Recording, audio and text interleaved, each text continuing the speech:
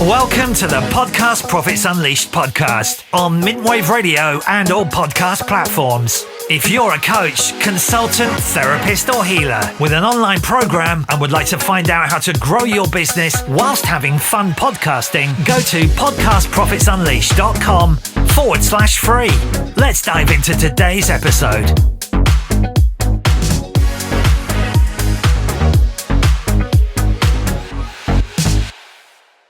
So welcome to the show, and today we have the lovely Jackie Groundsell, and she is, I'd describe her as she's a super connector.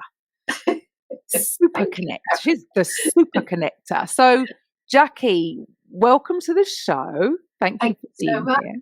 Oh no, it's always an honour.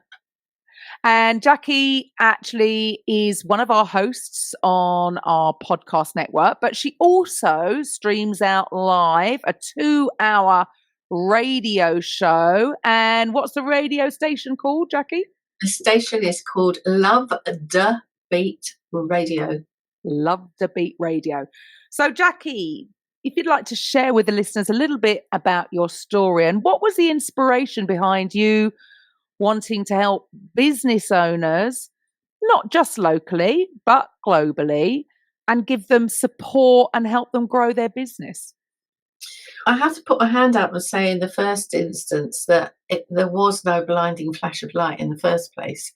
We've been going now 22 years in August, and I had back in the day, I'm an IT trainer, Microsoft products, and it was as a result of setting that up and growing that up then, which was in 99, shall I say that quietly, 99, that I realised actually, you need a few more contacts here, stuff's going on. I went to a business startup course and met somebody locally there called Penny Denby, who was doing web design, and we stayed in touch, and we decided along the way that we were actually going to be sharing some office space together. But very early days, think about what I just said about it being in 99. There was just BNI, Chambers of Commerce, nothing really much for businesses, and certainly nothing specifically for women, which I hadn't even contemplated anything of that ilk. I'm not gender related in that sense. But Penny phoned me one day and she said she'd found this group of women who were meeting at Pricewaterhouse in Charing Cross, and they were to do with IT, as indeed we were both. The idea was in the evening, have a drink. If it seemed to go well, we could actually then go on and have some dinner. And I said, no, thank you. I don't do all women's events. Coffee mornings, because at the time if I thought about it, which I didn't much, if I thought about it, I had been working in a man's world, working for quantity surveyors, working for architects. But then when I did think about it, I thought, actually, I've been working in education, I've been working in the IT industry, which is male-led, but education is female. I was also working in a charity, which was very female-led. But that said, I went screaming and shouting, dragged by the roots of my hair to this event, to this evening, and was just blown away. I was absolutely amazed. It was such an eye-opener for me, because in the same way that you and I can talk, because we've known each other a long time, we were all talking to each other as if we'd known each other a long time. And yet Penny and I were the only ones who vaguely knew each other. Nobody else knew each other. And it was such an eye-opener. And we told them that we were going to be sharing this office space. And because we were in Clerkenwell in London, some of them were in that area. And they said, okay, give us a shout when you're actually there and we can meet for lunch. So we said, yeah, okay, then we'll do that. So anyway, we arranged that. We had lunch with a few of those women there in a little restaurant called Little Bay, which sadly is no longer there because it was really quirky and great fun to be there.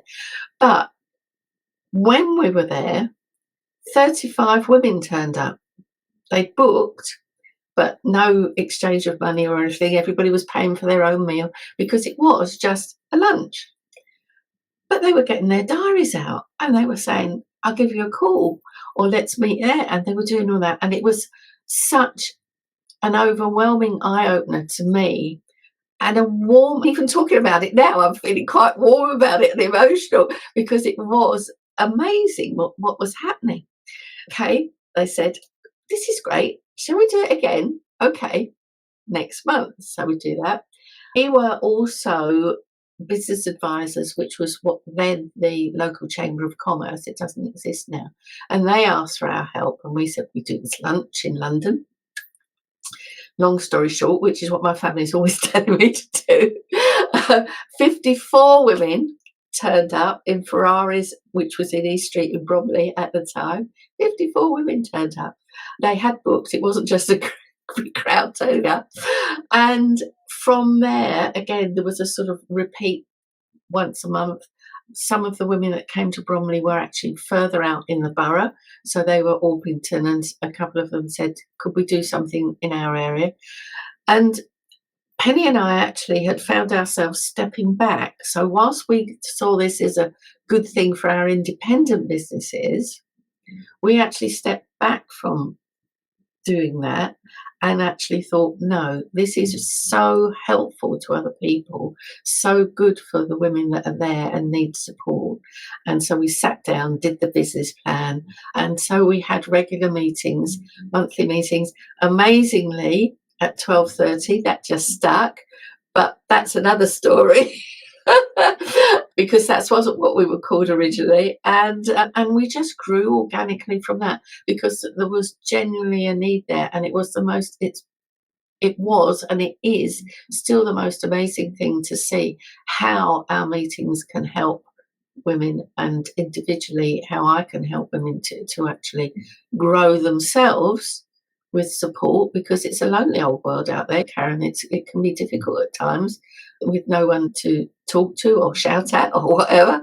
And that's really how we've grown, very much grown. We obviously got hit a couple of times with recessions, but that's life, isn't it? So there we are.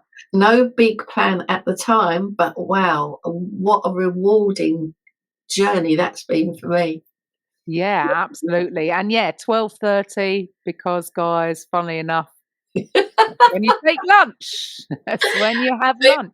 The amazing thing is people still ask me, and what time is this meeting then? Yeah, I think I might have done that once or twice as well. You might have done, actually. Yeah, I have. But yes, 12:30, and it's such a great combination. So it's not just business, but it really is, to your accountant, it's business.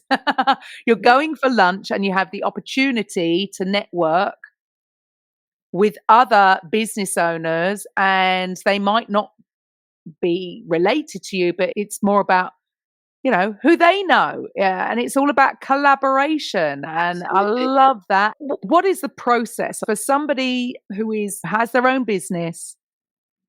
And like you said, it can be a lonely place. And sometimes all you need is to verbalize some things. It's not even get advice on it. Sometimes when you just talk it through with somebody, Absolutely. that can be enough.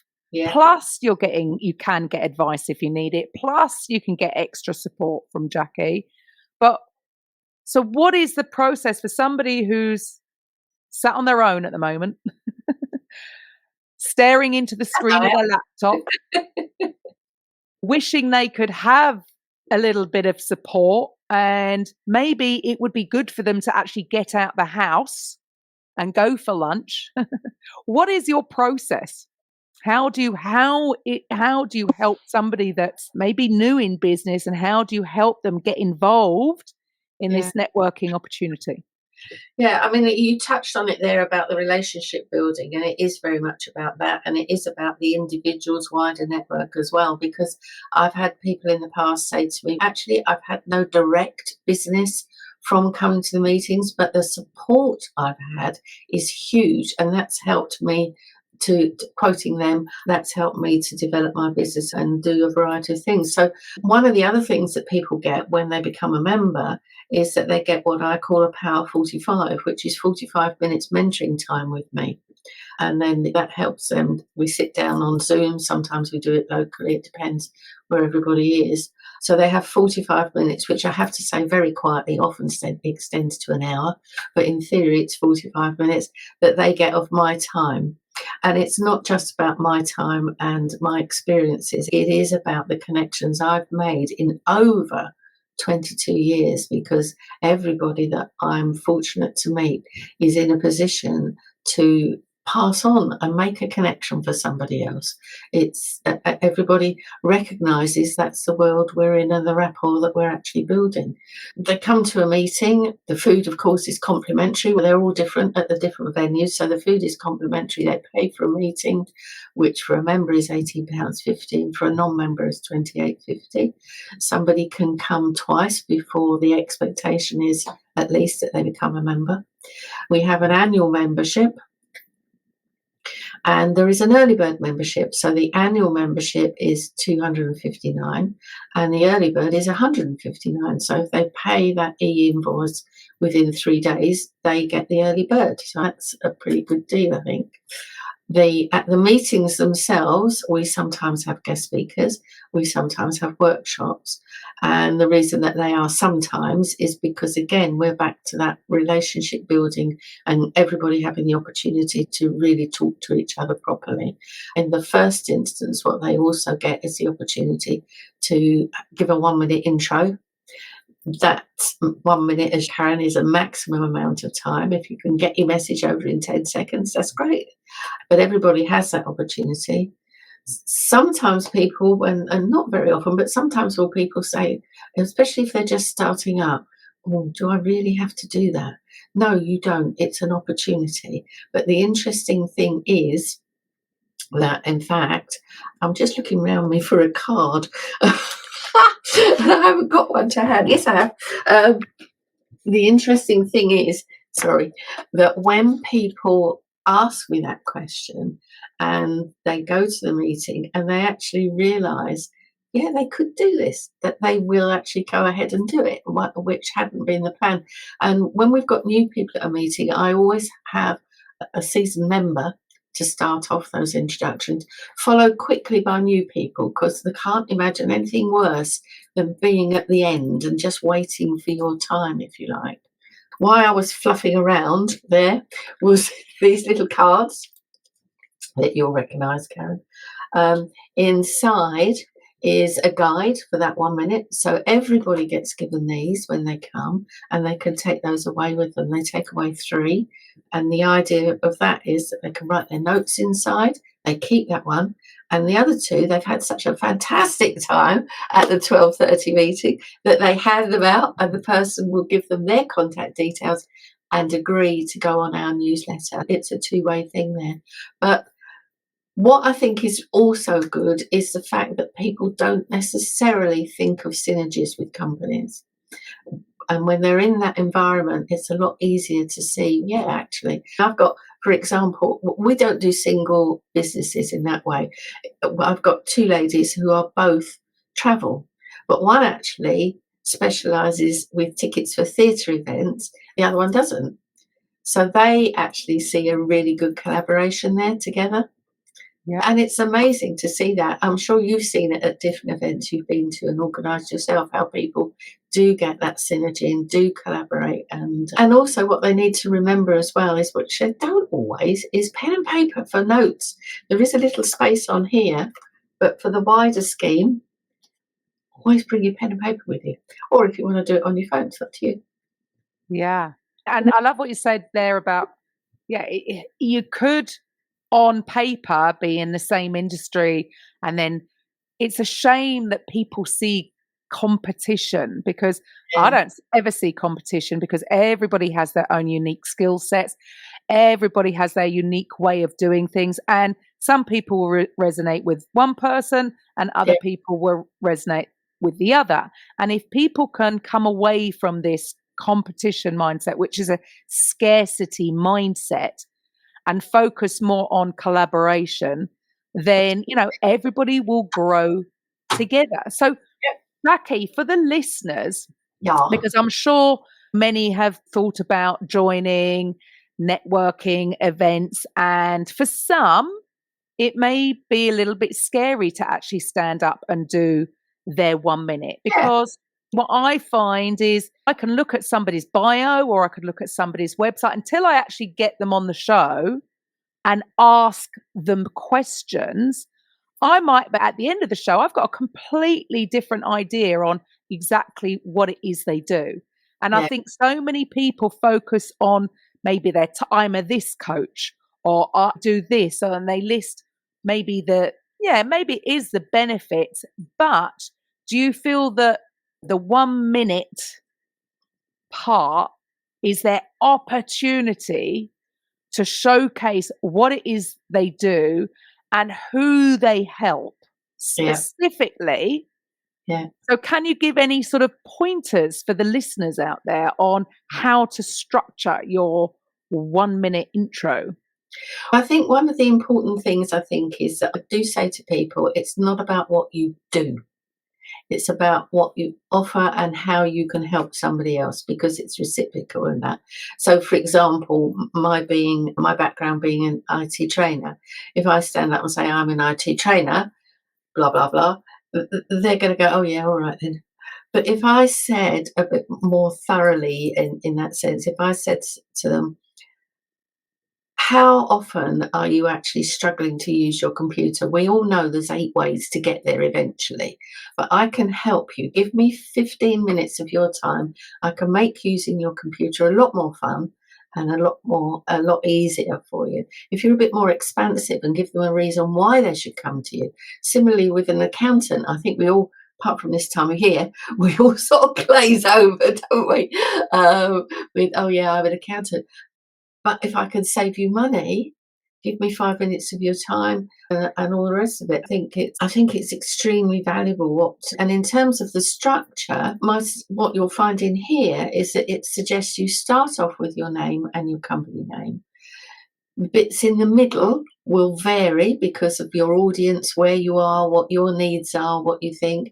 And you end up with your name and your company name, and hold up your card or your flyer as you do that, so that there's a visual connection with that. Having said that, sometimes it's good to throw a question in first. I used the travel people as an example a moment ago, and if they stick to that structure that I've just outlined, if you like, but at the beginning, before they give their name, they say, anybody been on an arranged holiday and it was a total disaster? Usually there's someone on that.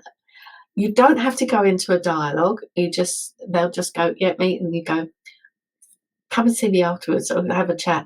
And then, my name's Jackie Groundsell, blah, blah, blah. And then you do your structure. And sometimes people say to me, why do you have to give your name at the end as well? It's because it sticks in the psyche, you're reminded of it. But also, if you're making notes, you don't always quite grasp that name at the beginning as people are going round. And I think the other important thing to remember is, if you've got more than one business, focus on one. If you've got, let's say, 4 or 5 businesses and you stream them off in that time, people will go, actually, what is it? What is it? What are they talking about? What is it they offer? Because it's very confusing. And I actually had somebody stand up the other day and said, I've been told I must do. It's not about telling, although it marginally is.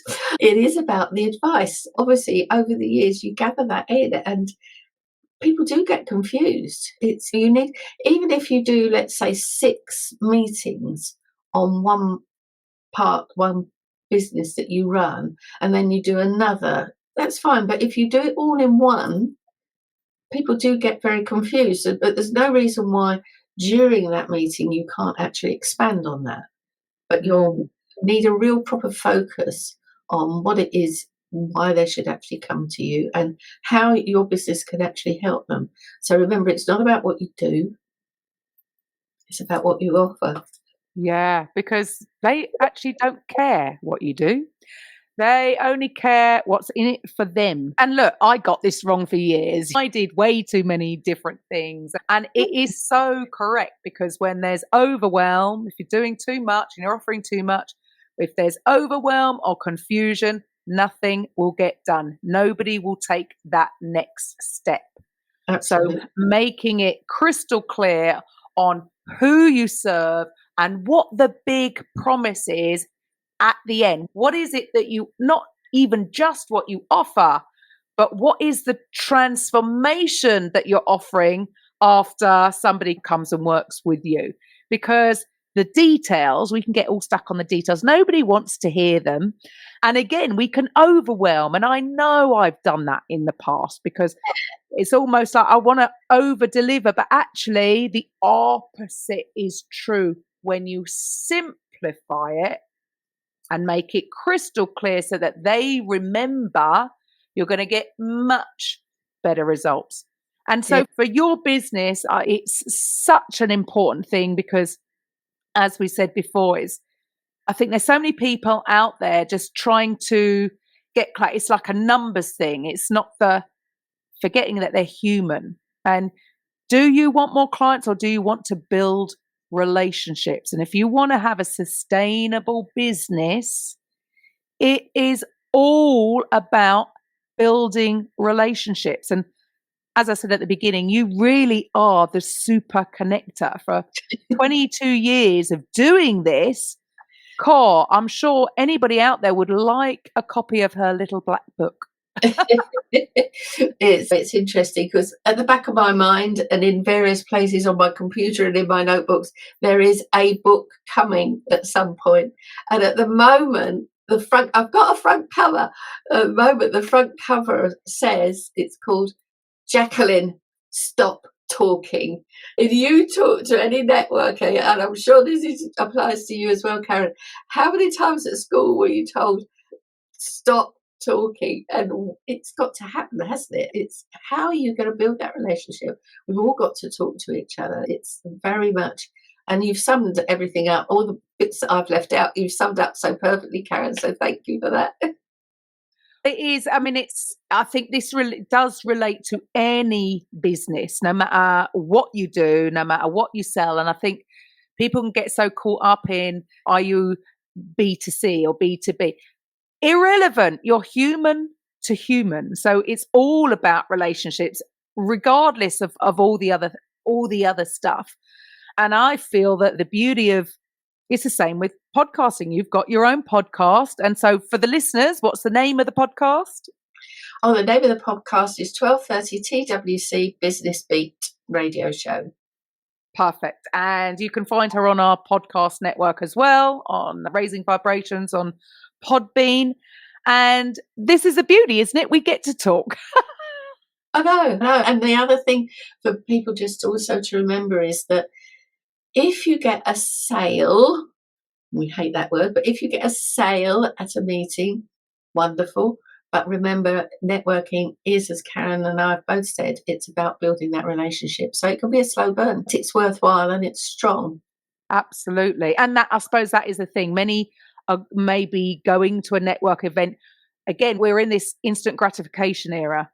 And so they want it now. And what people have got to realize that if you're not going to ask somebody to marry you the first time you meet them, it's not to build. Some people might. I don't think it'll end very well. Build That's the on the point. relationship. Yeah. So for the listeners out there, if they're in business and they would maybe a bit nervous about joining a networking event, going to have lunch with the ladies, for you, what are some of the things that sort of stop people from doing this? I think if they've gone to lots of networks, just dabbling their toe in at different ones, which you do have to do, that in itself can be quite overwhelming. But I think one of the things that stands out from 1230 is that there's always a very warm welcome when you come, and that is something that people comment on, how welcoming everybody was and how interesting everybody has been in that sense. And I think we all know what it's like to come through the door and not know a soul. So we need to support people who have never known anybody like that, so who know people like that when they come and they're new. And I think with 1230, that is one of the things that stands out, is that warm welcome. But people do need to try other networks and see what actually works for them, what's actually going to have support for them. It doesn't always work that they are going to get that support there. And what I mean by support is, are we going to be able to connect them to other people? Yes. invariably I can. And are they actually going to learn something? Yes, they will, because everybody there has got their own expertise, whether they're just starting up or not. Because I have people phone me up and say, I've not started yet. Is it a good idea to come? Yes, it is, because we've all been there, done that, and got the T-shirt. A few times. So what else do you think, though, that just stops people from stepping out there? And because it can be scary, come on, going to have lunch with a load of women that you've never met before. So how can they get over those kind of things? I think, first of all, it's to remember that our origins, there was no big blinding flash of light to set up a group for women. It just evolved. It really genuinely just evolved. And I think that's one important thing to know, that there was that huge need there, and there's always been that need there. I think what stops people maybe, I suppose finance is always a consideration, isn't it? But remember that the meal that you get, food that you get, is complimentary as well. So if you were going out for lunch independently, you'd have to carry that cost as well. We all need a break. So to remember that sustenance is going to give us more energy, as well as obviously the people that are there. So in stopping people, I think it's difficult to know. There's a variety of things. One of the things is, obviously, if it's a mum, they need to be aware of what the timings are. So the meetings standard are 12:30 to 2 o'clock finish, but often there's open networking afterwards. But mums obviously need to bear that in mind, and they just let us know if anybody who's got a deadline, even if it's a meeting following, they let us know that we need to be aware that we cover the content before they actually go. Maybe that's one thing for timing, but it is important that we eat. So I think that's one thing to get over, that we all need to take a break. We do also have what I tongue-in-cheek call our TV. So we have our radio show as well. So we have our in-person meetings, our radio show, and we also have our TV, which is the online one, which is on the second Wednesday of every month. So we like to think we've got everything covered for everybody, but we're always a listening ear if people have got special needs. So I hope it's evident that I'm very approachable as well. So I can vouch for that. I can vouch for that. Jackie. Yes. So what should the listeners do next? Because obviously you do local events where they're going to come for lunch, and they're in many different areas, but around London. So a lot of our listeners are in the States. So you still have something to offer them with the TV, to the monthly. So Absolutely. If the listeners are out there, women in business, who would like to meet other women in business, get a bit of support, get a chance to network, what's the next step? They can look at the website, which is all the W's and then 1230.co.uk. Under calendar, you'll find things listed there. Interestingly, I've formed a connection with Trixada through your podcast, Karen, and we've hooked up. So that's great. And so for us, on an annual basis, we've got coming up the 19th of March, we've got a great event coming up, which is being held in the city. So it's all about finance for women. If they're not in the UK, how can they sign up for the TV? Again, go to the website, under calendar, you'll find it there, and they just sign up. That is free for members and £5 for a non-member. Towards the end of the year, we are going to be having a hybrid event. That'll be online as well as in the room, a speed networking global event. So that'll be exciting. Yeah. And if there's anybody listening and they look at the website and they go, but that's not near me, but I'd like to know about how I can organise an event or a meeting where you are, just give me a shout. We can talk about it. There's no cost to, other than being a member, there's no cost to being a host of a group, and you're handheld the whole way in setting up a group. So if there's not one near you, let me know. But in any event, give me a call. We can talk on Zoom, we can talk on the phone, whatever works for you. I love talking, as you might have gathered. if anybody's listening then, if you want to host your own, and the bonus is there's food there too, but it's the opportunity to network, and you can offer up some training, then get in touch with Jackie. That's fantastic. Fantastic. I'm really looking forward to talking to everyone. Awesome. So thank you for your time today, Jackie. For the listeners, I'll be back next week. Bye for now. Bye. Thank you for listening to today's episode on the Podcast Profits Unleashed podcast. If you're a coach, consultant, therapist, or healer who would like to drive sales whilst having fun podcasting, head over to podcastprofitsunleashed.com/free and find out how you can turn your podcast into a sales machine. We'll see you on the next episode.